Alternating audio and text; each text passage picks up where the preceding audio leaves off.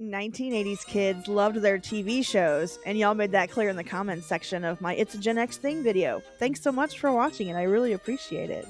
The crazy thing is, that video was literally a list of shows and info that came from the insane amounts of pop culture knowledge that's been stuffed into my brain over the past 46 years. There was no rhyme or reason to the shows I chose to talk about. They were literally off the top of my head when thinking about forgotten 80s TV shows. And I confess, I didn't do any deep dive research. So yeah, I missed a ton of shows, and I also missed a ton of details that people thought I should have mentioned. So now it's clear that I must turn this whole idea into a series, with a little more purpose behind what shows I choose to talk about and a better system for organizing and making the selections. And I also should do some Googling from time to time because I can't remember everything, even though I try. So in today's video, we're going to talk about awesome 1980s primetime shows that you probably don't remember, unless you're an 80s kid. P.S. Real quick, I know that boomer parents and millennial siblings were around from time to time, and some of these shows we actually watch because of our moms. But we're just speaking in generalities here, and it's all in good fun, okay? So, let's do this.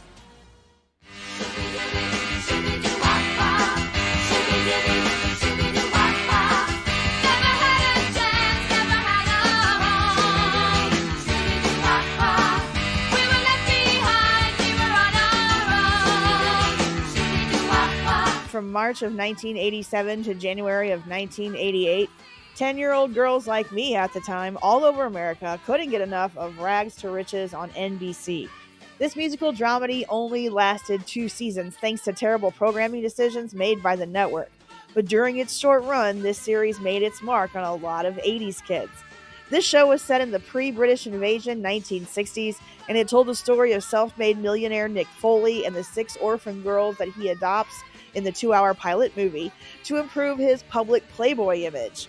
Now, as a single father, he had to struggle between his time-consuming business commitments and the girls' need for a good father.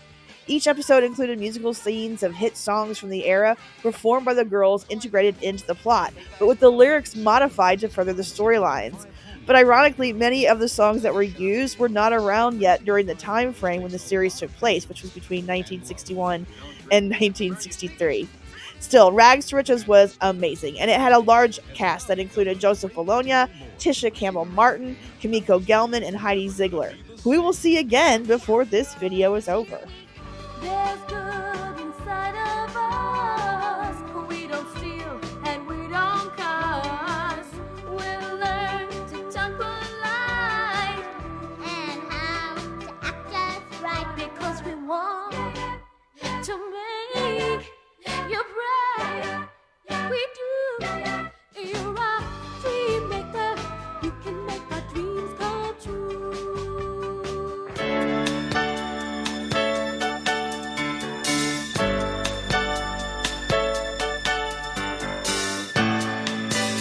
I didn't include The Greatest American Hero in my original video because I thought it was still a pretty well-known show, but the comments section changed my mind. So let's talk about this fantastic superhero comedy drama that aired from March of 1981 to February of 1983 on ABC. The series was created by legendary 80s TV producer Stephen J. Cannell, and it began with a 2-hour pilot movie that starred William Cott as teacher Ralph Hinckley, Robert Culp as FBI agent Bill Maxwell, and Connie Selica as lawyer Pam Davidson. The story began with Ralph, a teacher at a remedial education high school in Los Angeles, encountering extraterrestrials during a school field trip. They gave him a red and black suit, which gave him superhuman abilities, but he immediately lost the instruction booklet. So through trial and error, Ralph had to figure out the powers of the suit, and this was usually a source of comedy for the show, especially in the earlier episodes. When he gets the suit, Ralph is told he has to collaborate with FBI Special Agent Maxwell, and they're instructed to fight crime and injustice in the world. Some of the suit's powers included X-ray vision, super speed, invisibility, and shrinking. He could also fly, but was terrible at landing, which was probably a detail that most of us 80s kids remember. One of the most notable pieces of trivia about The Greatest American Hero is that Ralph's last name was briefly changed from Hinckley to Hanley during the latter part of the first season after John Hinckley Jr. attempted to assassinate President Reagan on March 30th, 1981. For a few episodes, he was referred to as Mr. H, and one time he was called Mr. Hanley, but by season 2, Ralph had gone back to the Hinkley name.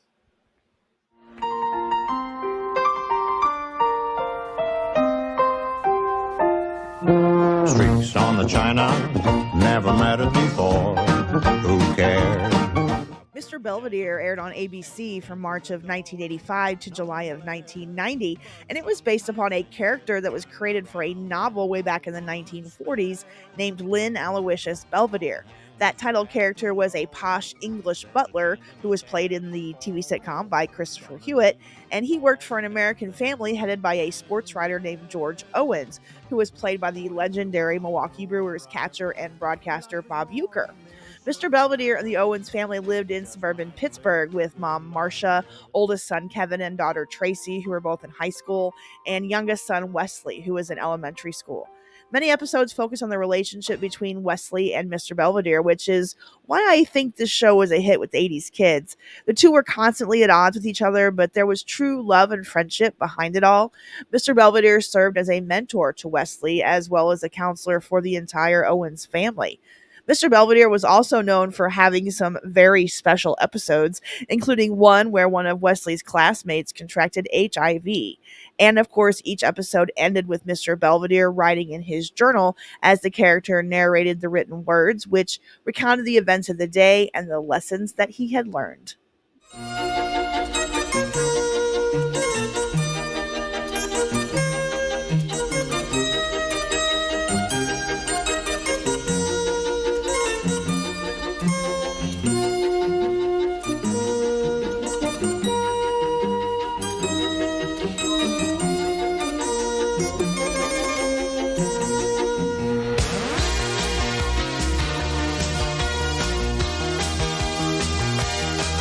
Another sitcom that 80s kids remember was Head of the Class, which ran from 1986 to 1991 on ABC. It followed actor and substitute teacher Charlie Moore, played by Howard Hessman, and a group of gifted students at Millard Fillmore High School in Manhattan who were part of the Individualized Honors Program, or the IHP. The IHP students had a diverse range of personalities, ethnicities, and academic specialties, and for most seasons, there were 10 students in total. They included spoiled rich girl Darlene, who was played by Mike Tyson's ex Robin Givens, and aspiring writer Eric, who was played by Brian Robbins, who went on in real life to become the president and CEO of Paramount Pictures. Okay, no, I'm not going to mention the overweight computer whiz asshat that was on the show. Instead, I'm going to focus on the people who were awesome, which for me was Mr. Moore, because I loved Howard Hessman as the teacher. However, Mr. Moore did eventually leave at the start of season 5 when he got his big break on Broadway and was replaced by Scottish comedian Billy Connolly for the final season. When the students were there in their senior year and Fillmore High School was preparing to close down. For me, the most memorable episode of Head of the Class came in season 1 when they had to make a video yearbook in secret so Dr. Samuels wouldn't ruin it. This still is in my head for some reason. I don't know why. I don't know why. I'm doing alright, getting good grades. The future's so bright. I gotta wear shades. Beans Baxter may look like your typical teenager, but this kid has one of the most dangerous after-school jobs going. I should know. I'm Baxter's boss. The government calls me number 2. You see, Beans Baxter is a spy. Not even his mother or little brother knows he's working on the side. If they did, it could endanger their lives. His father was one of the network's top couriers until a notorious terrorist organization, UGLI, headed by the sinister Mr. Sue, kidnapped him. Now it's up to Beans and the network to find his father and destroy UGLI's plans for world domination. And if you think it can't be done, then you don't know Beans. Well, I think the intro told you everything you need to know about the new adventures of Beans Baxter. It was one of the very first series produced for the Fox television network back in 1987, and it ran for a total of 17 episodes over 2 seasons. Benjamin Beans Baxter was a Kansas teenager who moved to Washington, D.C. with his parents and younger brother because his dad was relocated for his job with the Postal Service. But then Beans witnessed his father's apparent assassination when a bomb exploded in his dad's postal freighter, and that led to him being recruited by a mysterious man known as Number Two, who was an officer in a CIA type spice agency spy agency called the Network. Turns out Bean's dad wasn't a mailman. That was just his cover assignment. And Beans was used by the network as a placeholder agent who was on a mission to find his dad and free him. Former 1950s child star Eleanor Donahue from Father Knows Best played Beans' mom, Susan, with the role of Beans going to Jonathan Ward.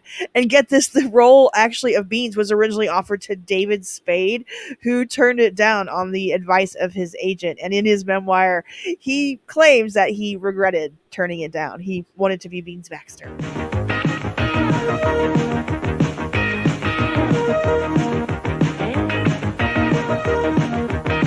Double Trouble aired on NBC from April of 1984 to March of 1985, and it starred identical twins Gene and Liz Sagal. Crazy enough, I think this show is like the third thing that Gene and Liz are known for. I would say number one is that they were the Doublemint twins, and two, they are the little sisters of Katie Sagal from Married with Children. So, anyways, they're also actors and dancers who briefly led their own sitcom that many 80s kids absolutely loved. Gene and Liz played Kate and Allison Foster, teen twin sisters who lived in Des Moines, Iowa, with their widowed father, Art, who owned a dance studio. The show's concept was an 80s update of the twins in mischief trope, made popular in the 1960s in movies like The Parent Trap and TV series like The Patty Duke Show. And the comedy came from one twin being super serious and the other being like totally laid back and down to earth, happy go lucky kind of a thing. So, anyways, the man who influenced that initial concept was Gene and Liz's godfather, Norman Lear. The twin teens in Iowa setting with storylines revolving around high school and the dance studio, which allowed the Sagal twins to show off their real life dance skills, only lasted for one season though. When it was brought back for a second time as a mid-season replacement in December of '84, the show had been retooled and relocated to New York City. While Dad stayed in Iowa, the new adult on the show was the twins' aunt. And season 2 only lasted 15 episodes, and NBC decided not to renew Double Trouble for a third time. However, the network did rerun the show until late summer of 1985, and then it was replayed on the USA Network for several years during the late 80s and the early 90s.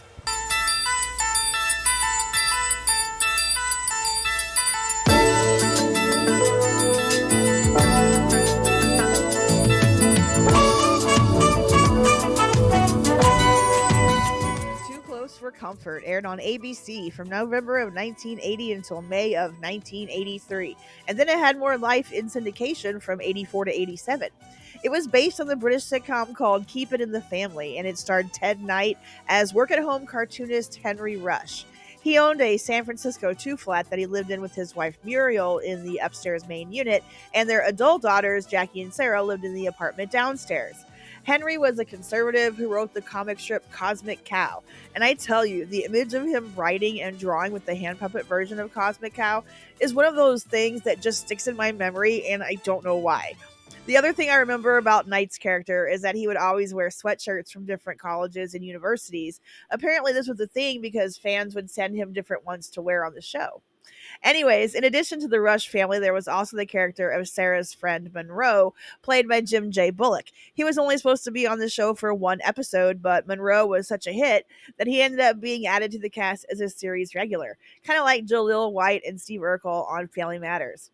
In the final season, Too Close for Comfort was rebranded and called The Ted Knight Show. Henry and Muriel moved out of their two-flat and went to Marin County, where he became the co-owner of a weekly newspaper.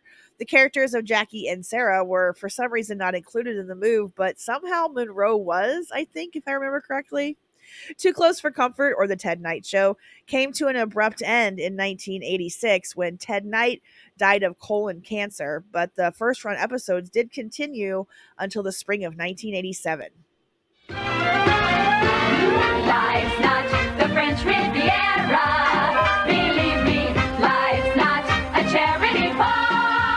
It's a Living was an ensemble sitcom set in a restaurant at the top of the Bonaventure Hotel in Los Angeles.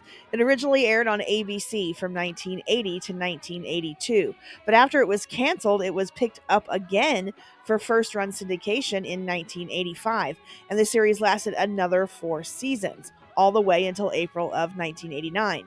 After season one was cut short due to the SAG AFTRA strike in 1980, the show got a name change for season two to Making a Living, and the cast was largely retooled. Two of the five waitresses were removed and a new one was added, but this version failed to find success and it was canceled due to low ratings.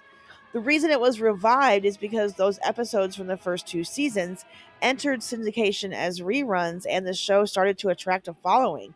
Then star Ann Jillian went public with her battle with breast cancer. This renewed interest in It's a Living, which prompted the return for 4 more seasons, as well as the addition of new cast members like Crystal Bernard and Cheryl Lee Ralph. It's a Living is available to watch for free on Tubi. There's a race and I know I can win it, 'cause I'm learning the rules of the game. If I can stay on the ball, take it minute by minute, I just might make the Hall of Fame. What can I say? I'm doing it the best I can. Leaning on nobody but me. Oh, seeing it from where I stand. Nothing comes easy. Just the Ten of Us was a Growing Pains spinoff that technically ran for 3 seasons on ABC, but we only got 47 episodes. That's because season 1 was more of a network trial run that only featured 4 episodes in the spring of 1988 before they got a full 2 season order in the summer. Just the Ten of Us starred stand-up comedian Bill Kirchenbauer as Coach Graham Lubbock, a character who was first introduced in a season 3 episode of Growing Pains titled How the West Was Won. After budget cutbacks at Mike and Carol Seavers High School in Long Island leave Coach Lubbock without a job, he moves across the country with his pregnant wife and large Catholic family of 7, almost 8 children to teach at St. Augustine's Academy, an all-boys private Catholic school in Eureka, California. By special arrangement, Coach Lubbock's oldest children, the 4 teenage girls, are allowed to attend St. Augustine's, and they eventually become the primary focus of the show as the series progressed. There was oldest Marie, played by Heather Langenkamp from Nightmare on Elm Street, and there was Cindy and Wendy, twins, played by Jamie Luner and Brooke Thies, and there was Connie, the Bohemian, played by Joanne Willette. The youngest kids were also notable. 11-year-old Graham Jr. was played by Matt Shakeman, who would grow up to be the director of WandaVision and the upcoming Fantastic Four First Steps movie. There was also 8-year-old Sherry, played by Heidi Ziegler, who we talked about earlier in Rags to Riches. And of course, the youngest 3, they were just babies and toddlers, played by various child actors. But yeah, loved Just the Ten of Us. This was a great show. It only lasted from 1988 to 1991. Back in the days of Valentino, we know a maid named Ethel was so bright and alive. Wackadoo, wackadoo, wackadoo. But she was struck down by a trolley. Golly, said goodbye in 1920 and 5. Toodaloo, toodaloo. Ethel in heaven awaited patiently to earn her wings and be an angel fancy free. 60 years later, the opportunity to help a family came. Boop, boop, boop, da-doo, 23 skidoo. Down to Earth was a fantasy sitcom that was the first original series from Superstation WTBS, a national cable channel based in Atlanta that aired from 1984 to 1987. The show focused on a woman named Ethel McDugan who lived in the Roaring Twenties until she was killed in a fatal accident in 1925 thanks to a run-in with a trolley. For 60 years, Ethel waited in heaven for the chance to earn her wings, and she finally got that chance in 1985 when she was sent to Earth to help the Prestons, a typical modern-day American family, working as their housekeeper. Of course, all this was explained in the show's opening theme. Notable faces in this show included Bewitched second Darren, Dick Sargent, who played a widowed father named Richard. He was actually the second actor to play the role. He replaced an actor in like the second season. Random, I know. And then there was Real Housewives of Beverly Hills star Kyle Richards. She played Lissy, the teenage daughter on the show. No one in the family knew Ethel's true identity except for the youngest kid, JJ, the one who prayed for the angel to come into their lives. A lot of the comedy in the show came from Ethel's cluelessness with all the inventions and new technology of the 1980s, but she did manage to successfully help the Prestons deal with their problems. Down to Earth somehow managed 7 seasons and 106 episodes in its 4 year run. I'm not sure how they did it, but it's true. I double checked the numbers. Quadris, 12 light years across the galaxy from Earth. It was home for us until an intergalactic armada conquered it. I fought by the royal family's side, but in vain. Even their remarkable powers weren't enough. The Powers of Matthew Starr was a science fiction series that aired on NBC for just 1 season from September of 1982 to April of 1983. At first, the titular character was a high school student and alien prince named Matthew E. Hawk Starr from the planet Quadris, who fought crime on Earth using his powers. He was played by future Sunset Beach star Peter Barton, and his guardian, Walt Shepard, was played by Louis Gossett Jr. The first few episodes followed Matthew while he attended Crestridge High School by day and dodged assassins by night. Walt was able to keep an eye on him as the school's science teacher. But then, in the second half of the season, the show was seemingly retooled all of a sudden because it took a sudden turn. The show transformed from sci-fi high school adventure drama to a by-the-book adventure series where Walt and Matthew dealt with government assignments. The high school was gone. Matthew was portrayed as being older, and their mission of returning to Quadris and taking back their world from the enemy was hardly ever mentioned again.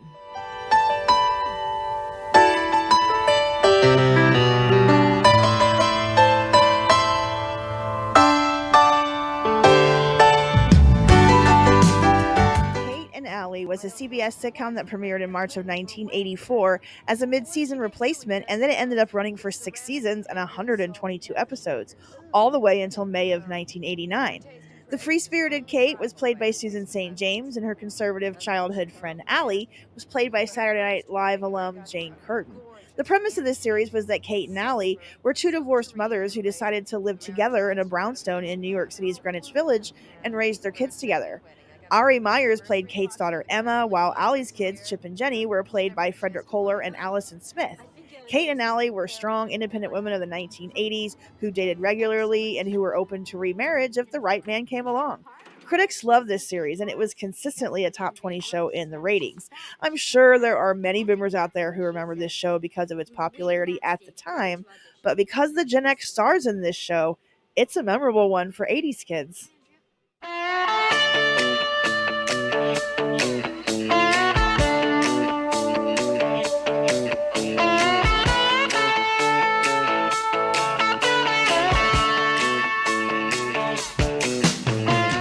One of the best TV themes of the 80s, and it doesn't even need lyrics. That's what the kids call a banger, so I had to listen to it for a while. Anyways, we've got another CBS show, Simon and Simon, which was a crime drama that ran from November of 1981 to September of 1989. So almost the entire decade of the 80s. And it just amazes me that this show never gets talked about. I absolutely loved it.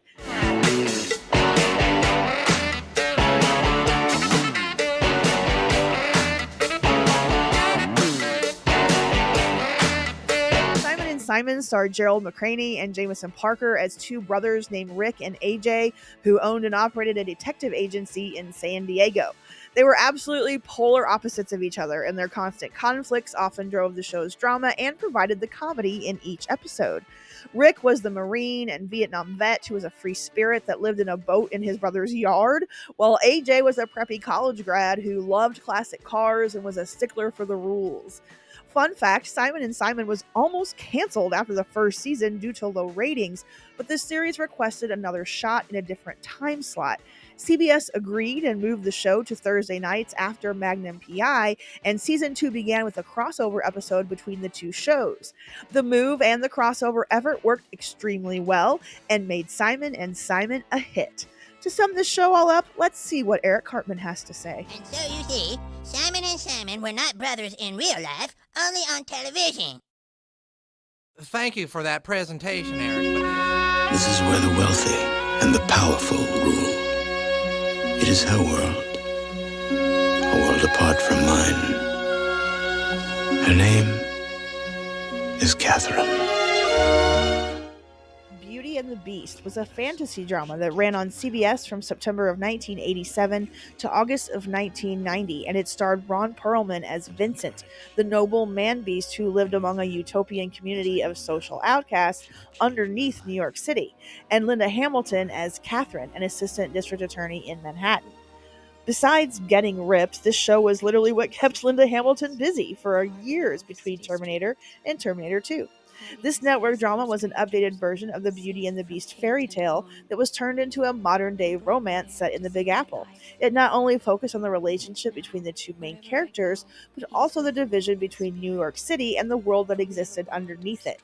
Unlike the classic story, this beast didn't transform into a handsome man after Catherine fell in love with him, though. Instead, Vincent's inner beauty remained, and Catherine's life transformed because of her relationship with him. I have to admit, I did not watch all of this show, but I have seen a few episodes. However, I know people who did love this show a lot and watched all of it from beginning to end. It was one of those shows that kind of moms watch with their teenage daughters back in the 80s, so I decided to include it. And fun fact, author George R. R. Martin, who wrote the A Song of Ice and Fire book series, which became Game of Thrones, was a writer and producer on Beauty and the Beast. Here we are, face to face, a couple of silver spoons, hoping to find we're two of a kind, make it a go, making it grow together.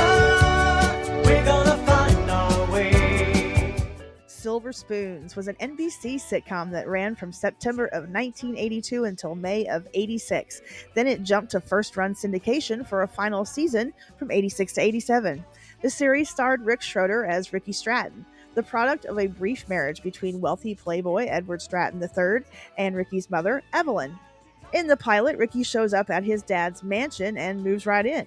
The thing was, Edward had no idea Ricky existed until he showed up on his doorstep. Joel Higgins played Edward, and his personal assistant and love interest was portrayed by Aaron Gray. Jason Bateman was Bad Boy Derek, Ricky's best friend during the show's first two seasons, but then he was replaced by Alfonso Ribeiro for the rest of the show's run. Bateman's character was so popular that producers were concerned he was upstaging Schroeder, so they took him off of Silver Spoons and gave him his own short-lived series called It's Your Move, and then he was cast as the oldest son on Valerie. Bateman says that he and Schroeder would often get on their bikes during breaks and get into trouble on the Universal Studios backlot, like preteen kids tend to do. One time they even got in trouble fishing in the Jaws Lake. Oh, and we all remember the living room filled with arcade games? Well, apparently the cast and crew would take turns playing those games during the tape breaks, and they would make bets on who would get the highest scores. Why don't you talk to me? Talk to me. Tell me that you need someone to be near you. Why don't you talk to me? Talk to me. You'll see that I'll be the one who can hear you.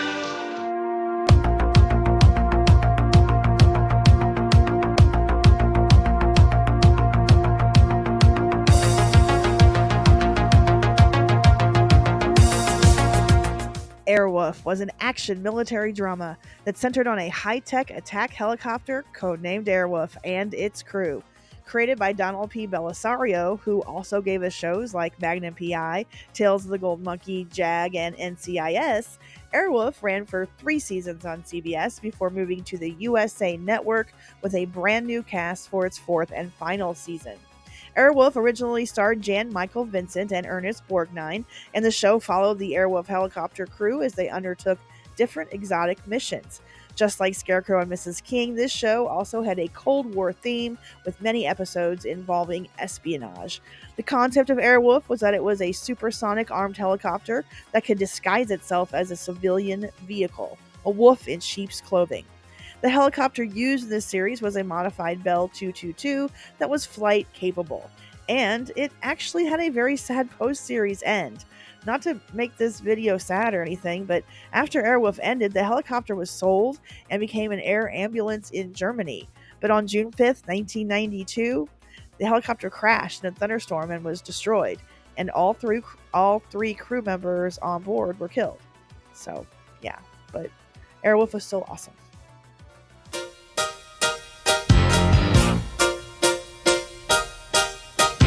Give me a break, I sure deserve it. It's time I made it to the top. Gimme a Break ran on NBC for 6 seasons between 1981 and 1987. It starred Nell Carter as a housekeeper for a widowed police chief played by Dolph Sweet, who is the father of 3 teenage daughters, Katie, Julie, and Samantha. In season 3, a foster son named Joey joined the family, and this is when many Gen Xers met Joey Lawrence for the first time. After Dolph Sweet's unexpected death on May 8th, 1985, his character was written out of the series as also having died.